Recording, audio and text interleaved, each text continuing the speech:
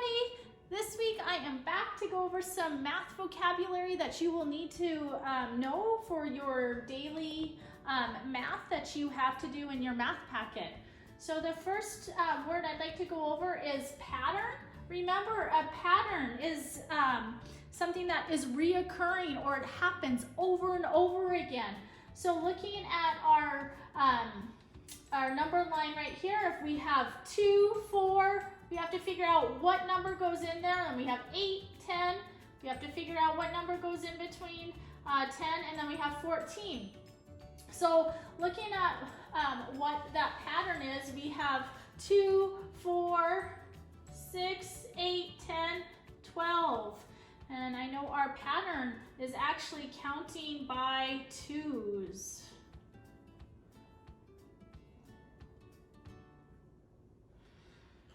So again, looking for that reoccurring pattern, or something that's reoccurring every single time that it's going to work. Right. The next word is review. From last week, we talked about partition, or to split our shape up. Again, partition is a word that you hear when you are using fractions. So if we are to partition this rectangle here into thirds, that means we are to cut it up, or to split it up into 3 different equal parts. Remember, that is very important, is that they are also equal parts, or as close as we can to being equal as we're drawing it. So if we are to partition into 3 equal parts, one way we could do it is this way. Some of you might have thought about partitioning or cutting it into 3 equal parts. Either way, there is 3 different sections in each one of those shapes, and they are equal. So either way is correct. All right, another word you are going to need to know for this week is multiplication. Remember, multiplication is repeated addition. I know lots of you have been doing multiplication on different math games on the computer.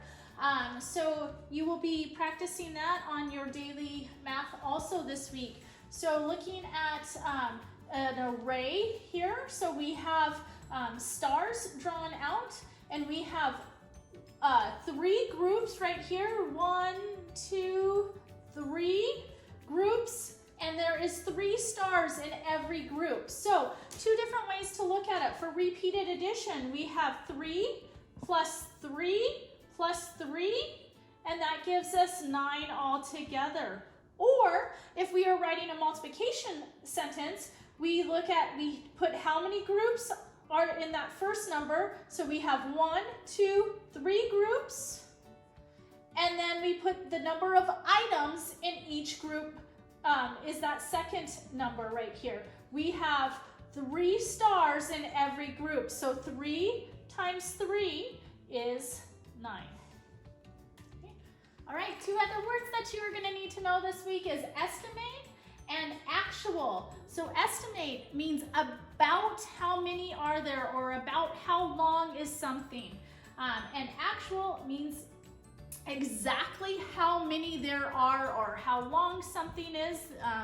So as you all know, I love gummy bears. They are my favorite. So I have my gummy bear bag here, and before I opened them, I estimated how many were in this bag. So I estimated that there was about 355 gummy bears in the bag. When we actually dumped them out and counted, there was actually 282 gummy bears in the bag. So I definitely wanted the bag to be a lot fuller than what it was. Okay. 2 last words that you are going to need to know this week are rows and columns. Again, I know we reviewed those last week. Rows, remember with multiplication, we talk about rows and columns when we're dealing with arrays. One way to remember rows is to be thinking about when you go to the movie theater, you walk across a row to find your seat. So here's my little person, and I would be walking across my row this way to find my seat in the movie theater. So there is 1, 2, 3 rows. And then I always remember columns are what we see in front of like the White House, or some houses around here even have columns. So those are those big round pillars that are in front of a house here. And that lets you know how many columns there are. So those are the ones that go straight up and down. So we have 1, 2, 3, 4 columns in this particular array right here. All right, so if we have 3 rows and 4 columns going up and down, this array represents 3 times 4. And if we counted all those squares up in there, each one of them, we would come up with the number 12. If you get stuck this week on any of your daily math, remember you can always email myself, or if you're in Mrs. Norling's class, give us an email and we will respond back to you.